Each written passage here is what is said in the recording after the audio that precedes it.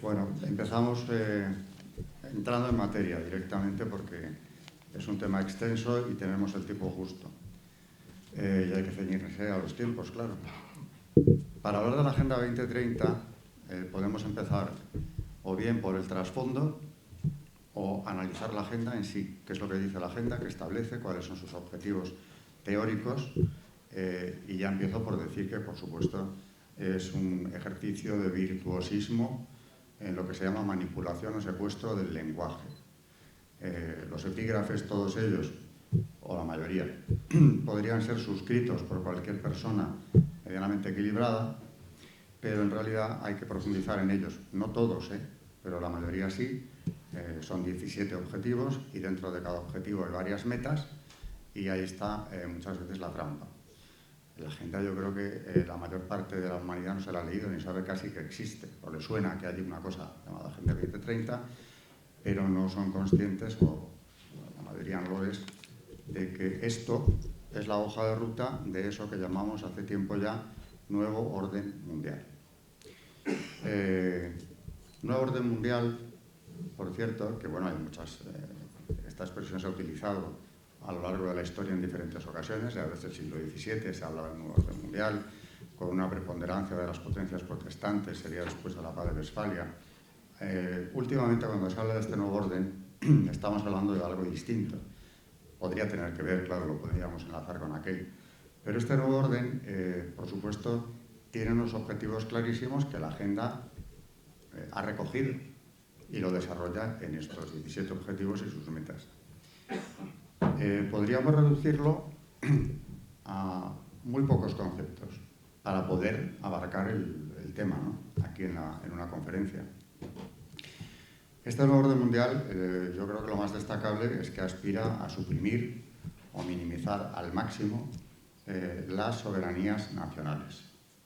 Para eso hay que combatir la identidad de las naciones. Y esto afecta de forma muy particular a los países cristianos, más específicamente a los católicos. Así que eso del nuevo orden mundial tiene como objetivo final conseguir una concentración de poder como no se ha visto aún con un gobierno único, aunque se contempla la posibilidad de que por el camino se vayan estableciendo un mínimo de gobiernos hasta llegar a tener uno. O por lo menos que encubiertamente sea uno el que tome las decisiones. No va a ser nada democrático, por supuesto. Hablando de la democracia, lo que están haciendo es utilizarla desde hace mucho tiempo y escudarse detrás de esto. Pero estas élites, como decía el cardenal Miller, se autoproclaman. Naciones Unidas, la Organización Mundial de la Salud, por ejemplo, es algo en teoría privado. Y ya aspira este organismo a, en caso de pandemia, que la pueden provocar cuando les parezca oportuno, asumir la soberanía, o sea, el gobierno mundial. Un organismo que hay que ver quién está ahí sentado. Bueno, ese es un ejemplo de cómo funciona esto. No son elegidos, ni lo van a ser nunca. Son élites autoproclamadas. Eso que se llama gobernanza mundial, que lo ha descrito bastante bien, aunque tampoco se le da demasiada prensa porque no conviene asustar, el fundador del foro de Davos, Klaus Schwab. Y él habla de una organización mundial en la que habría multinacionales, organismos internacionales también, por supuesto mediatizados desde la sombra por estos otros organismos, lo que es el foro de Davos llevado a la práctica y con poder político, que ya tiene mucho, pero podría llegar a tener más. Las organizaciones internacionales, por supuesto, estamos pensando todos en las mismas. Ante todo, Naciones Unidas, que es la madre de este proyecto, y la Unión Europea, que lo ha ido implementando siempre que ha tenido ocasión. Una cosa es que una resolución del Parlamento Europeo se convierta en ley inmediatamente y otra que sea una resolución que aspira a convertirse. Es el caso de los nuevos derechos, de los que ya hablaré también. El nuevo orden, no me cabe la menor duda de que es un proyecto, y en esto suscribo las declaraciones del cardenal Miller de hace un año aproximadamente, que publicó el debate entonces, en septiembre del año pasado, donde decía que este nuevo orden es un proyecto diabólico. Y lo aclara mejor diciendo que es una pesadilla hecha realidad. responde a un pensamiento diabólico destructivo y no teológico. Añade más tarde, las élites financieras y políticas autoproclamadas quedan como sujetos pensantes y controladores. Tiene el precio de despersonalizar a las masas. Ya no hay persona, no hay inmortalidad del alma. Esto implica la reducción del 99% de la población mundial a una biomasa astillada. Un material humano, un grupo de consumidores. Con lo cual, lo que hay aquí, por supuesto, desde el principio, es un intento de arrasar con el concepto antropológico cristiano, con todo lo que eso conlleva, la dignidad de la persona. Por eso, claro, dice el cardenal, no hay inmortalidad del alma. Si estamos implementando la cultura de la muerte, porque ya los últimos papas se enfrentaron a esto, Juan Pablo II, Benedicto XVI también, evidentemente, ¿dónde queda la dignidad humana? La legislación que padecemos hace ya tiempo indica claramente que es así. Esa cultura de la muerte parte de la base de que, como decía el cardenal hace un año, ¿no?, la humanidad queda reducida a una biomasa astillada, sujetos a los que utilizar y siempre a los que poder controlar. Eso de la población, el control de población, que naturalmente responde a un objetivo claro de la agenda, es evidentemente conseguir no solo que se reduzca la natalidad, en muchos países como el nuestro ya lo han destruido. La tasa de natalidad se perdió, incluso la de sustitución. Esto era un objetivo que tenían para toda Europa, sobre todo para Europa, pero en realidad es para el mundo. Podríamos pensar, si nos atenemos al inicio de este recorrido, que sería con el informe Kissinger del año 74, donde ya se habla de que la gran amenaza de la seguridad de los Estados Unidos es nada menos que el crecimiento demográfico en el tercer mundo. ¿Por qué? Porque, claro, van a encarecer las materias primas que ellos tienen, si siguen creciendo. Y lo han presentado así, solo que hay mucho más detrás de esto. No solamente hay un proyecto malthusiano y una concepción del hombre como una especie de plaga de la tierra que hay que controlar, porque el proyecto tiene un ingrediente panteísta muy fuerte, sino que realmente esto luego lo han aplicado no solo al tercer mundo, donde se impone, porque las ayudas llegan al tercer mundo si es que aceptan esta legislación. Por ejemplo, la ideología de género, la educación en las escuelas tiene que implementarse igual que en Europa, igual que en América. En África lo están haciendo por la fuerza. Hay un chantaje claro a los países más débiles, precisamente para conseguir que esto se implemente, pero es que en Occidente la campaña no ha sido menos fuerte. Entonces, hay que pensar que lo que se quiere es invertir el orden natural, empezando por los países desarrollados y luego, por supuesto, claro, de ahí irán cayendo todos los demás. ¿En qué me baso para esto? Pues muy brevemente voy a hacer un repaso de dónde sale esto.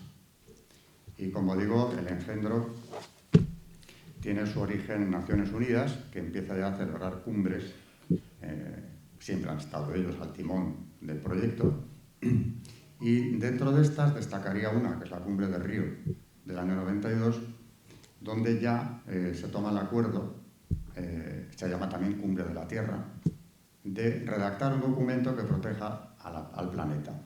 Y de ahí sale la Carta de la Tierra, un documento panteísta, donde por supuesto, claro, la dignidad del hombre no aparece por ningún lado, que ya en ese momento se establece que tiene que haber, o hubo al final de la cumbre, una declaración y un programa de acción. El documento que tenían que redactar y redactaron es esa Carta de la Tierra que aspira a ser una constitución mundial. Es interesante ver quién redacta la carta. Y claro, al efecto se había creado, también en la Cumbre de Río, un consejo llamado de la Tierra. ¿Quién preside el consejo? También es interesante ver los datos. Maurice Strong. En esta persona se dan cita precisamente las organizaciones que han estado detrás de la Carta desde el principio. Strong era entonces subsecretario general de Naciones Unidas y además secretario general de las conferencias de la ONU para el medio ambiente. El medio ambiente ha sido el gran instrumento que nos han ido marcando como el norte de lo que hay que conseguir, salvaguardar el planeta y, claro, naturalmente, esto pasa por cuidar el medio ambiente. Aparte de esto, Maurice Strong era también miembro del comité organizador del Foro de Davos. Vamos atando cabos, Naciones Unidas, Foro de Davos, y también era un personaje muy relacionado con el Club Bilderberg, una de las principales y más conocidas ya hoy organizaciones pantalla de la masonería. Aquí se da cita todo, el propio proyecto del nuevo orden mundial es masónico, la masonería ha aspirado siempre a reducir al máximo el poder de los estados, de ahí que todas las condenas pontificias desde el siglo XVIII hayan subrayado, las dos primeras concretamente de Clemente XII y Benedicto XIV, hablan de lo mismo. Es un peligro para la seguridad de los estados y la salvación de las almas. Es decir, hay una actividad de conspiración, para eso está el secreto, bien guardado en las logias, que ha ido cambiando el mundo hasta que este pensamiento, de hecho, ha sido asumido en buena medida dentro de lo que se llama la corrección política hace ya mucho tiempo.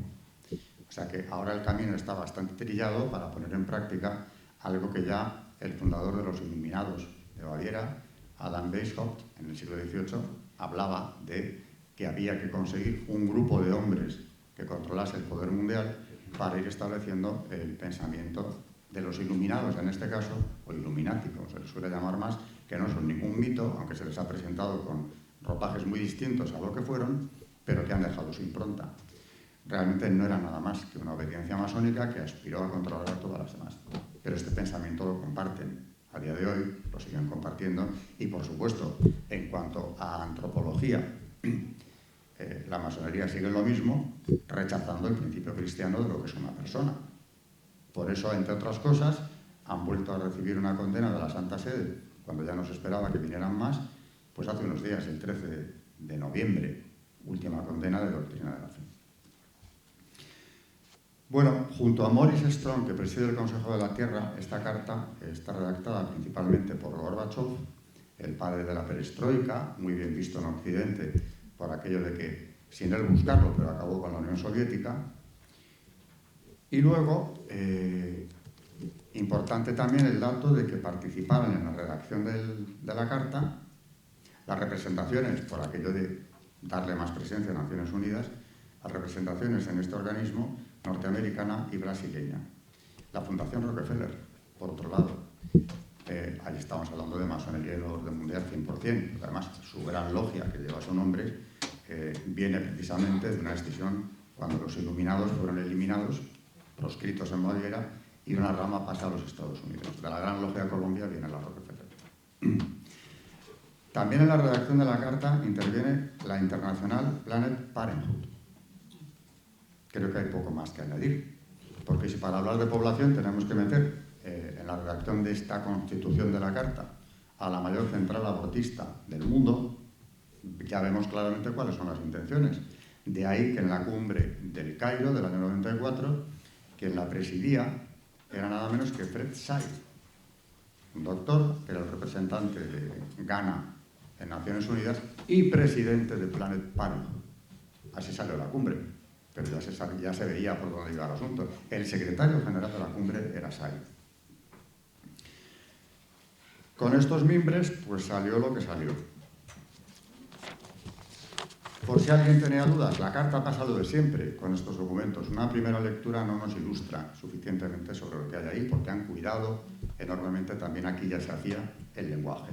En otros momentos son más descarnados. Por ejemplo, los documentos finales de las cumbres del Cairo y de Pekín, población en el Cairo, al año siguiente, el 95, la mujer, el empoderamiento de la mujer en Pekín, ahí hablan ya con más crudeza.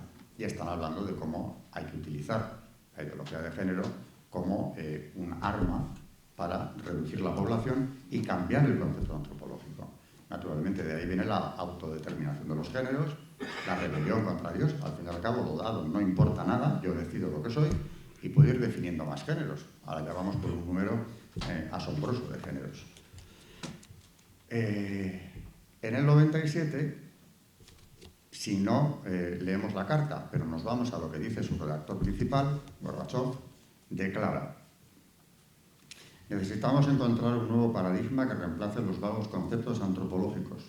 Esos nuevos conceptos se deberán aplicar a todo el sistema de ideas, a la moral, a la ética, y constituirán un nuevo modo de vida.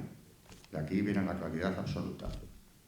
El mecanismo que usaremos será el reemplazo de los 10 mandamientos por los principios contenidos en esta Carta o Constitución de la Tierra. El reemplazo de los 10 mandamientos.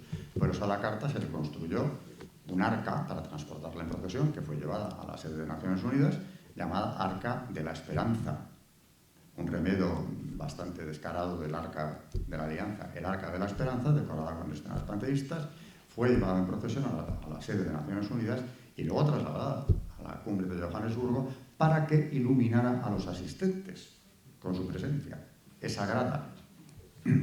Aquí entramos en un terreno un tanto demencial, pero que hay que conocer, aunque sea sucintamente. He mencionado de pasada, pero no hay tiempo de más, cada una daría para una conferencia las cumbres principales en cuanto a la ingeniería social anticristiana que preside todo el proyecto. El Cairo, Río es el origen, no el origen, pero es el punto de arranque ya más claro. El Cairo en el 94, Pekín en el 95, Juan Pablo II oponiéndose a ambas con todas sus fuerzas. Y en aquel momento, de pasada, comentaré algo que parece anecdótico, pero no lo es tanto. La representación de la Santa Sede en la cumbre de Pekín, que por cierto, para presidirla, el Papa en esta ocasión eligió a una mujer, Mary Ann Glendon, una catedrática de Harvard, experta en Naciones Unidas en derechos humanos, por aquello de que era mujer, madre de familia y, por supuesto, dispuesta a defender la verdad. Cuando iban a partir hacia Pekín, a Navarro Valls, Juan Pablo II le dijo que estaba preocupado por esta situación, evidentemente lo había dicho por activa y pasiva en múltiples ocasiones ya, que había que rezar más y que si algo iba mal allí en Pekín, buscaran refugio en el pueblo. Frase bastante terrible, porque claro, los representantes pensaron, ¿con qué pensará que nos vamos a encontrar? Decidieron que habían comprendido el mensaje cuando vieron que la prensa internacional para nada hablaba, publicaba una sola línea del debate que se estaba manteniendo en Pekín. Nada. Se hablaba de la cumbre, claro, de la de Naciones Unidas, pero de sus aspectos folclóricos. Las fiestas, la apertura, el ballet de mujeres sometiendo a los hombres en lucha abierta, pero por supuesto del debate no. Ante lo cual decidieron que ahí estaba el problema, que el pueblo tenía que ser informado. Efectivamente, enviaron vía fax un documento a las principales agencias informativas diciéndoles lo que se estaba tocando allí y cuáles eran las contradicciones que había en la cumbre. La mayor parte de agencias lo publicaron. Y claro, todavía en el 95, que el fruto no estaba tan maduro como hoy en algunos parlamentos europeos, se interpeló a sus gobiernos. ¿A quién han enviado ustedes a Pekín a defender esto? Que es la destrucción de la familia natural, o han creado otros modelos de familia alternativa. Y claro, ahí se comprendió que efectivamente la oscuridad en la que actúan es necesaria, o sobre todo lo era antes, ahora menos, para ir introduciendo toda esta nueva ideología. Vamos ya con la agenda. Ha ido creciendo, al principio tenía la mitad de objetivos, cuando ya es aprobada en 2015 por la Asamblea General de Naciones Unidas, ya hemos pasado a tener 17. El primero, dije al principio que quién no va a suscribir los epígrafes. Fin de la pobreza, pues estamos todos de acuerdo. Pero claro, ¿cómo nos proponen hacer esto? Consiguiendo un desplome de la población. Alguno de los protagonistas de esta historia, ahora ya en tiempos de verdadera guerra encubierta, porque estamos en guerra, señores, ha llegado a decir que estaba sobrando el 86% de la población del mundo. Y eso no se arregla simplemente consiguiendo que no se reproduzcan. Habrá que eliminar unos cuantos, porque no todos están dispuestos a desaparecer de la faz de la Tierra por ensalmo. O sea que están hablando ya de un proyecto de genocidio y no lo encubren. Pero claro, partiendo de una antropología en la cual el hombre pues es un animal irracional, vamos, el equivalente a cualquier animal, o menos que un animal. Así que la pobreza, ¿cómo se va a arreglar? Teóricamente con menos población. Y el planeta dejará de estar amenazado. Segundo objetivo, hambre cero. Hambre cero, ¿a dónde nos lleva? Al monopolio de los alimentos. Por eso, como siempre lo que tienen en el foco de atención es la protección del planeta, hablaré más adelante de cómo lo van a hacer. El tercero de estos objetivos, salud y bienestar. Insisto, ¿quién no va a estar de acuerdo en conseguir salud y bienestar para todo el mundo? Pero en este tercer objetivo, si vamos a la meta número 7 del tercer objetivo, nos encontramos ya con la salud sexual y reproductiva, tal y como la OMS la entiende. ¿Y esto qué incluye? Por supuesto, el aborto. Porque uno de los derechos fundamentales de la familia, que además es un deber de los padres, es la educación de los hijos. Si no pueden elegir esa educación, sino que tienen que aceptar la que el Estado les imponga, pues naturalmente se ha atropellado esa libertad, se ha atropellado ese derecho. Pero claro, incluir esto, y de hecho ya está incluyéndose aquí en España, incluso en colegios concertados, pues acabar cambiando por completo la mentalidad de los más jóvenes desde el principio. Si vamos al objetivo quinto, viene a respaldar el tercero, porque aquí nos habla de la igualdad de género. Aquí en el tercero era en la meta 7, aquí es en la meta número 6. Objetivo 5, meta 6. Acceso al aborto, porque vuelve a mencionar los derechos sexuales y reproductivos. Los derechos sexuales y reproductivos, por cierto, también condenados por Benedicto XVI, naturalmente, y bueno, por Juan Pablo II, cuando ya empieza el aborto a legalizarse universalmente, tenemos una encíclica espléndida, que es Evangelium Vitae, la defensa de la vida, donde él se pregunta de manera retórica cómo hemos llegado a semejante situación, que lo que era delito se haya convertido en un derecho. De los nuevos derechos, decía Benedicto XVI, que no lo eran, que no eran tal cosa, sino que en este discurso a cuerpo diplomático, que como digo no tiene desperdicio, porque la conclusión final es que las libertades religiosas, la libertad religiosa concretamente para los cristianos, se había suprimido ya, se estaba suprimiendo por vía de hecho, decía, menos justificables que los ataques a la misma libertad religiosa son los intentos de oponer al derecho a la libertad religiosa unos derechos pretendidamente nuevos, promovidos activamente por ciertos sectores de la sociedad e incluidos en las legislaciones nacionales o en directivas internacionales, pero que no son, en realidad, más que la expresión de deseos egoístas que no encuentran fundamento en la auténtica naturaleza humana. No son derechos. Aquí está toda la ideología de género, que incluye, por supuesto, el aborto. Así que es engañoso, porque nos hablan de derechos reproductivos y todo lo que están estos derechos intentando es que no haya reproducción. Con lo cual, vengo diciéndolo hace tiempo, cada vez que hablo de la gente, de los nuevos derechos. Atención, el derecho supremo que hoy en día se está defendiendo en Occidente no es el derecho a la vida, que era el fundamental, porque es la plataforma de cualquier declaración de derechos. No. Es el derecho a la satisfacción del impulso sexual, tal y como lo entendía la Escuela de Frankfurt, Marcuse, Habermas, su maestro Freud, del que beben directamente en esta escuela. Ese es el derecho supremo, porque es lo único que libera. Lo demás, es decir, la familia, el hijo, etcétera, coloniza al hombre, lo esclaviza. Así que el derecho a la vida decae hasta desaparecer y, sin embargo, sube hasta la cumbre el derecho a la sexualidad, cerrándose a la vida, por supuesto, a no ser que alguno tenga la curiosa manía de reproducirse, porque lo importante es que se satisfaga ese impulso de cualquier modo y manera. Así que esto es lo que tenemos que tener presente. Los nuevos derechos van en esa dirección. Luego nos habla en el sexto de agua limpia. Esto es estupendo porque el agua limpia lo que nos lleva es a la privatización del agua, que ya se está llevando a cabo, porque de hecho cotiza en bolsa a futuros, pero cotiza en Estados Unidos ya. Cuando sea privada, pues harán con ella lo que quieran, porque esto es un proyecto, no nos olvidemos, por supuesto, de cambiar el orden natural, de alterar, acabar con los principios cristianos. Como decía León XIII, al hablar de la masonería en el siglo XIX, en Humanum Genus, el principal designio de la secta es destruir hasta sus cimientos todo el orden religioso y civil establecido por el cristianismo. Bueno, pues parece que han tomado de esa frase de la encíclica como el orden del día a seguir en la agenda. Dominación universal, inversión del orden natural y, por supuesto, concentración del poder, como nos ha conocido, que decía yo al principio. El séptimo, energía asequible y no contaminante.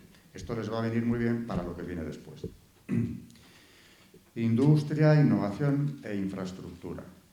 Aquí, naturalmente, en esa reforma de la industria también se habla de la tecnológica. Esto va a amparar el transhumanismo y la inteligencia artificial llevada a los últimos extremos. Reducción de las desigualdades. ¿Esto qué quiere decir? Estamos ya en el 10º. Pues que para que no haya desigualdades lo que tiene que haber es leyes únicas para todos los países. Es un ataque frontal a la soberanía nacional. Que nos afecte directamente y que ya empieza a verse asomar en el 11º nos habla de ciudades sostenibles. Para conseguir lo que se hace, las llamadas ciudades de 15 minutos, que son guetos. No podremos movernos más allá de la distancia que podamos recorrer a pie o en bicicleta, que no en otro medio, en 15 minutos, lo cual nos da para no recorrer ni nuestro barrio, en muchos casos. De ahí no podremos salir. Habrá controles tipo aduana, con cámaras, por cierto, para controlar la entrada y salida de los habitantes de ese espacio, en el que supuestamente, no sé para qué tipo de estúpidos creen que están hablando, el ciudadano tendrá de todo.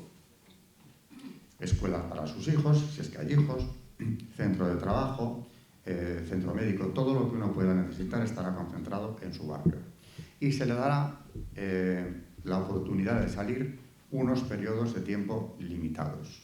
Esto se ha intentado ya en este año en Oxford, y también no solo en la ciudad, sino en el condado de Oxford, porque aparte de las ciudades de 15 minutos hay territorios de 45, que ocurre lo mismo, el territorio que yo en mi entorno fuera de la ciudad pueda recorrer en ese tiempo a pie o en bicicleta.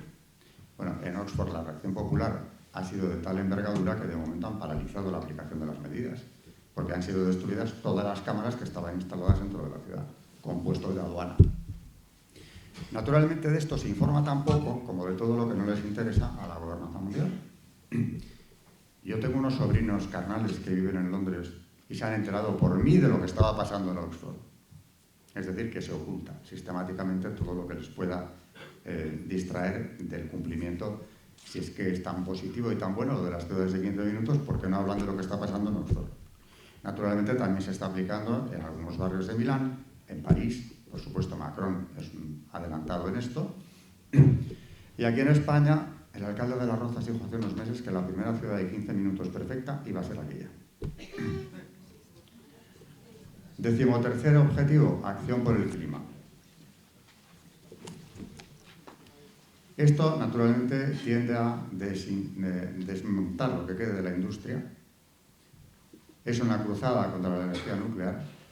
Y, lo que es más peligroso, y además inhumano, acabar con la ganadería y con la agricultura.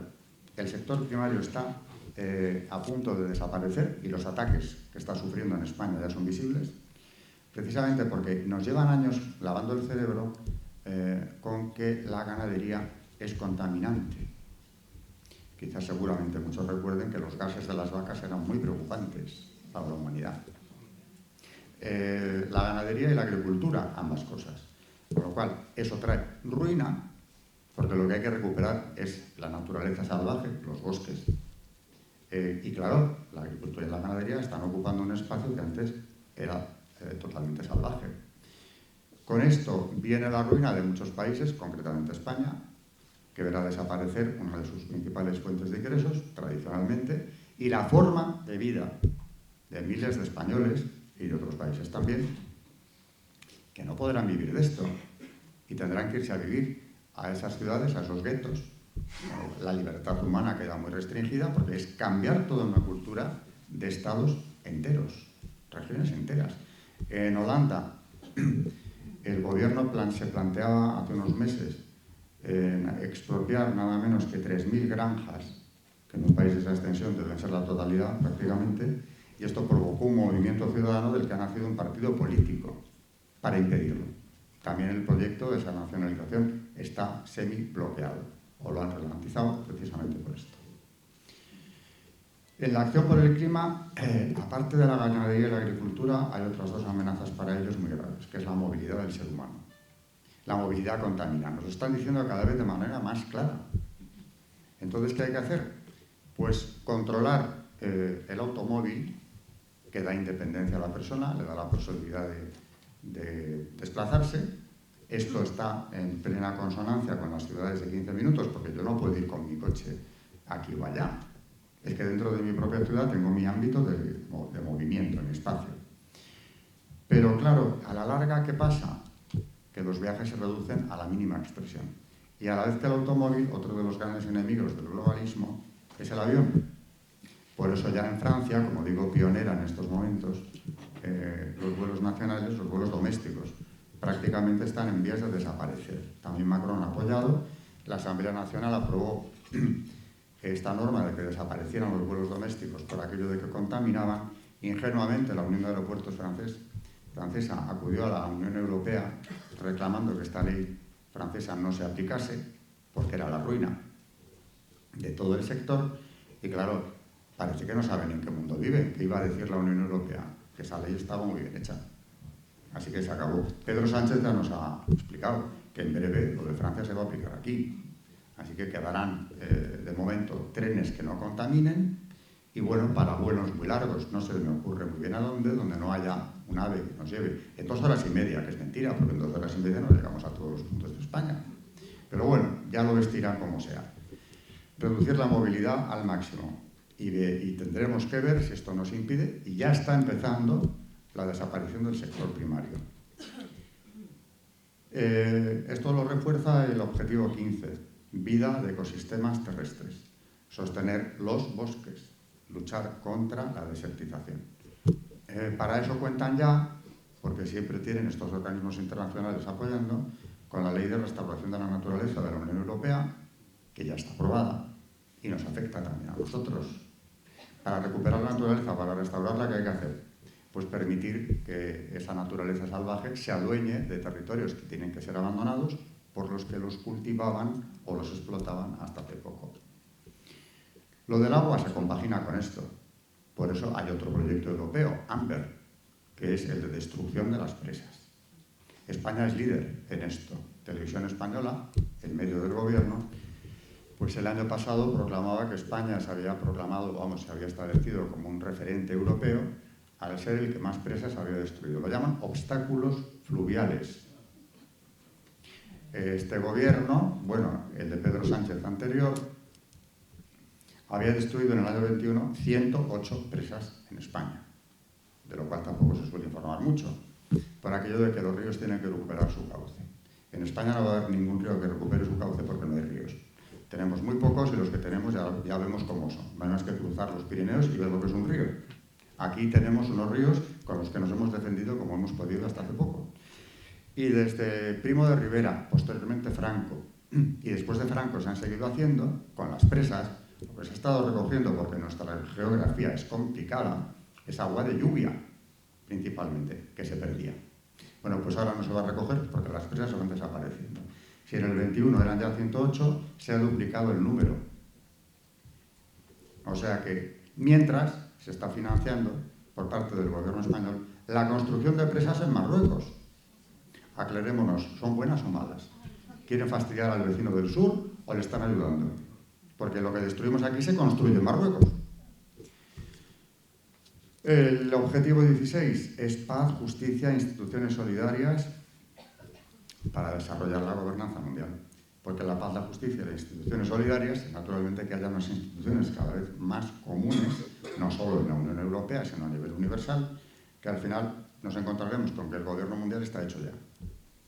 Y el último objetivo, alianzas para lograr los objetivos, los 16 anteriores. Estas alianzas, ¿qué ocurre? Pues que se van a fortalecer con legislación. Y finalmente, gracias a esto, pues tendremos lo que había que haber evitado a toda costa, la desaparición del principio de subsidiariedad. Que la agenda santecristiana se ve no solo en la aplicación de los derechos sexuales y reproductivos, no solo en la implantación de la cultura de la muerte, que por supuesto he empezado por ahí porque es lo más visible y lo más escandaloso.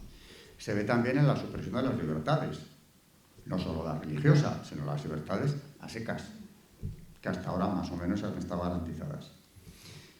Y a la larga, ya en Caritas in Veritate, advertía Benedicto XVI, como digo, le estoy citando hoy mucho porque también Juan Pablo II podía ser ampliamente citado, hablando del principio de subsidiariedad a nivel internacional, porque hay que aplicarlo a ese nivel también, decía: para no abrir la puerta a un peligroso poder universal de tipo monocrático, el gobierno de la globalización debe ser de tipo subsidiario, articulado en múltiples niveles y planos diversos.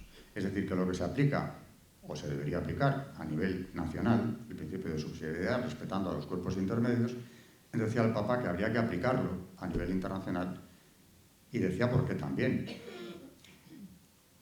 Dicha autoridad deberá estar organizada de modo subsidiario y con división de poderes, tanto para no herir la libertad como para resultar concretamente eficaz. Si es que buscamos el bien común, que es lo que acaba de decir un poco más arriba, que debería ser el objetivo de todos los gobiernos, en realidad. No, pero es que no es eso lo que se busca. Así que el aviso está dado y, por supuesto, tenemos una demostración muy clara de que se va cumpliendo. Muchas veces las encíclicas en los documentos pontificios han sido proféticos. En el año 31, y ya con esto voy a ir acabando, Pío XI, en 40º anno, estoy refiriéndome mucho a la documentación pontificia, puesto que el título de mi conferencia es un documento anticristiano que estamos analizando. Pío XI hablaba en el 31, 1931, va a hacer un siglo, de un dominio ejercido de la manera más tiránica por aquellos que, teniendo en sus manos el dinero y dominando sobre él, se apoderan también de las finanzas y señorean sobre el crédito, y por esta razón administran, diríase, la sangre de la que vive toda la economía, y tienen en sus manos así como el alma de la misma, de tal modo que nadie puede ni aún respirar contra su voluntad. Nos está hablando de una desaparición de las libertades. Y acaba diciendo, en este párrafo: se entabla luego el rudo combate para adueñarse del poder público. Esto se veía venir en la primera mitad del siglo XX. Lo estamos viendo llegar a su culminación. Por aquel entonces nadie había enumerado ni definido eso de los derechos sexuales y reproductivos. Aquí ha tomado el relevo un organismo que no existía en 1931, que son las Naciones Unidas. Como intermedio tuvimos la Sociedad de Naciones, que alguien calificó también de el Estado masónico. Fracasaron estrepitosamente en el periodo de entreguerras, pero inmediatamente después los mismos de siempre volvieron a la carga, creando las Naciones Unidas, que yo no discuto que algunos logros tengan, pero es quien han arbolado esto, quien ha sabido camuflarlo de manera inteligente. Para esto se han movilizado verdaderas fortunas, es lo que hay detrás de todo el proyecto. Por ejemplo, pues se me ocurre mencionar de pasada, ya al final, el Instituto Tavistock de Londres, Instituto para la Psicología. Va a ayudar muchísimo a la humanidad. Pero claro, de lo que más se han ocupado en su ya larga trayectoria es de ver cómo se puede vencer la resistencia del ser humano. Y descubrieron algo que no hacía falta en el instituto, que se ha sabido ya de antiguo, ¿no? El miedo es el arma más importante. Así que ese, de momento. Y luego se procede a un lavado de cerebro, como decían en la cumbre de Pekín, utilizando todos los medios a su alcance, los gobiernos. ¿Qué medios son estos? Los medios coercitivos. El entretenimiento, la cultura, la comunicación. El entretenimiento, subrayo porque está así mencionado en la cumbre de Pekín, las series que todos vemos frecuentemente en cualquier canal de televisión. Ese entretenimiento va calando y es complementario de lo que se está viendo en las escuelas. La educación en esos contravalores. ¿Que el proyecto es tiránico? Acabo del todo con dos ejemplos. Y todavía me va a sobrar algo de tiempo. Uno muy reciente. En agosto de este año, la relatora de la ONU para la libertad de expresión, atención, la relatora para la libertad de expresión, Irene Khan, ha propuesto acabar con la libertad de expresión. De aquellos, no de todo el mundo, sino de los que estorban. Dice ella que de aquellos que se oponen a la ideología de género, aunque no lo dice de esta manera, lo dice de la siguiente. Lo que viene a decir es que todos los que defiendan unas ideas excesivamente tradicionales del matrimonio, la familia y la sexualidad deben ser acallados. Esos no tienen derecho a la expresión, no deberían tenerla. Los que hablen en este sentido, en un sentido excesivamente tradicional para esta señora, lo que están haciendo es una desinformación sexista, argumentando que además es una forma de violencia de género.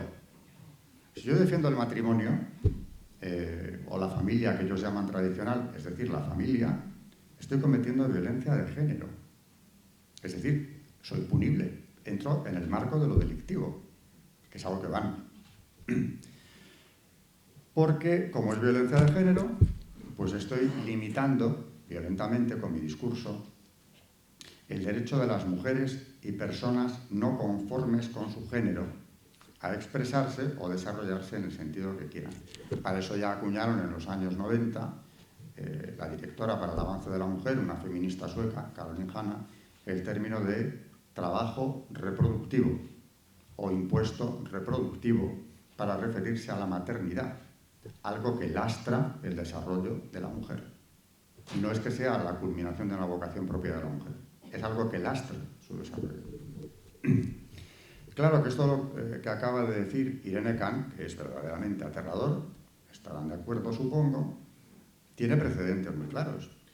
Hillary Clinton en 2015, en el Lincoln Center de Manhattan, en la cumbre para el Estado de la Mujer, la sexta cumbre, es una cumbre anual que se viene celebrando hace años, dice lo siguiente: ha sido candidata a la presidencia de los Estados Unidos y este pensamiento no está muy alejado de lo que se piensa ahora mismo en la Casa Blanca. Lo que pasa es que no se han atrevido a ponerlo blanco sobre negro y ejercerlo.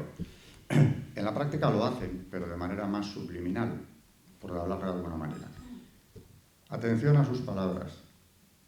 Los códigos culturales profundamente enraizados, las creencias religiosas y las fobias estructurales, atención que ha equiparado fobias estructurales con las creencias religiosas, han de modificarse.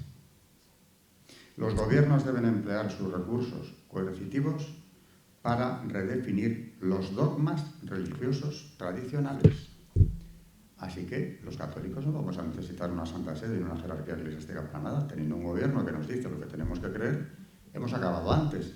Si al final este gobierno es uno, o el mínimo de gobiernos a nivel mundial, pues es facilísimo coordinar con la agenda lo que tenemos que creer y lo que no. Irene Khan ha dado cumplimiento, o intenta, o vuelve a la carga sobre lo que la señora Clinton decía en 2015, cuando ha hecho estas declaraciones. Y las está haciendo una relatora de Naciones Unidas. Es decir, que si triunfa esta postura, en breve, y gracias a este apoyo, desde luego valioso, en Naciones Unidas, yo no podré decir las cosas que estoy diciendo. Es decir, ¿qué es lo que utilizan al final? La mordaza. Eso de las libertades no les gusta. Ya lo dijo Benedicto XVI. Lo están demostrando cada día que pasa de una forma más clara. Y claro, el gran instrumento, siempre naturalmente muy vendible por aquello de que los enunciados son todos ellos asumibles, hasta que no analizas bien lo que hay detrás, mucha gente no sabe lo que son derechos sexuales y reproductivos. Puedes pensar que es algo contrario a lo que es. Pues no hay alarma. Pero claro, hay que seguirlo. Y acabo, ya que hablamos de cristianismo, con una cita del padre Sanauja, que, sin él saberlo, fue un auténtico maestro para mí, Juan Claudio Sanauja, que en una entrevista aquí en Madrid, esto no está en ninguno de sus libros, aunque lo dice por activa y pasiva en cualquiera de ellos, el desarrollo sustentable, poder global, religión universal, son los dos más conocidos, luego colabora en otros, pero estos son suyos, difíciles de encontrar, por supuesto, ahora. En aquella entrevista aquí en Madrid dice: para quienes llevan la agenda, él hablaba del nuevo orden mundial, pero esto se puede aplicar a la Agenda 2030, La desaparición de la Iglesia Católica es un imperativo, porque ya es el único freno. Así que claro, cuando también en este año, en enero, se cumplirá el año en la fiesta de la conversión de San Pablo, el nuncio apostólico en la Universidad de Abad Oliva del CEU, en Barcelona, decía que la Santa Sede no comparte todos los objetivos de la agenda. Bien está que lo aclare. Viene a dar una explicación que es así. Y es que, claro, son muchos, demasiados, dice él, objetivos, demasiadas metas, y esto crea una confusión grande. Y luego, porque además la agenda propicia, también decía él, una colonización ideológica. Porque según quien esté financiando qué proyectos, irá aplicando la ideología de género, el tema del aborto, que lo mencionó expresamente, como está ocurriendo, por ejemplo, en África. Se les condicionaba, decía la representante de Nigeria en la cumbre Provida en la que estuve hace unos años en Bruselas, se les condicionaban las ayudas económicas al hecho de que implementaran las cartillas, como lo llamaba ella, en las escuelas, la educación sexual. Así que por todo esto, resumiendo lo que llevo dicho, en la agenda queda amparada la cultura de la muerte abiertamente, hay una suspensión de libertades ilimitada, incluyendo la movilidad. La libertad de pensamiento y de expresión queda por completo o aspira a ser zanjada, aunque la agenda no lo ponga, y hay un acercamiento a ese proyecto al que el cardenal Miller calificaba de pesadilla hecha realidad del gobierno único o una gobernanza más o menos encubierta que está ya funcionando. O sea que lo siguiente ya es darle forma de gobierno. Pero que funciona hace tiempo y lo estamos viendo. No hay un solo gobernante europeo en la Unión, concretamente, que escape a este poder. Y los que todavía resisten, como es el Grupo de Visegrado, ¿con qué se encuentran? Con sanciones de la Unión Europea, que les privan de fondos, por ejemplo, de recuperación, para ver si consiguen doblegarles. Y claro, enseguida los llaman extrema derecha. No tienen que llegar a eso, es que con que defiendan la identidad nacional y las libertades de su pueblo, ya son extrema derecha. Así que nos queda poco, pero hay que saber de qué hablamos cuando hablamos de la agenda. En el día de hoy aquí, pues en las ponencias que vengan, todo esto supongo que se irá desarrollando a partir de aquí. Pero como presentación, esto es la agenda. No sé si alguien va a disentir, no creo que mucho, por lo que he visto en el programa, pero esto es el resultado muy condensado de lo que podemos llegar a conocer después de un estudio medianamente detenido de la agenda y sus connotaciones, su historia, quiénes han ido protagonizando esto y qué es lo que han dicho al respecto.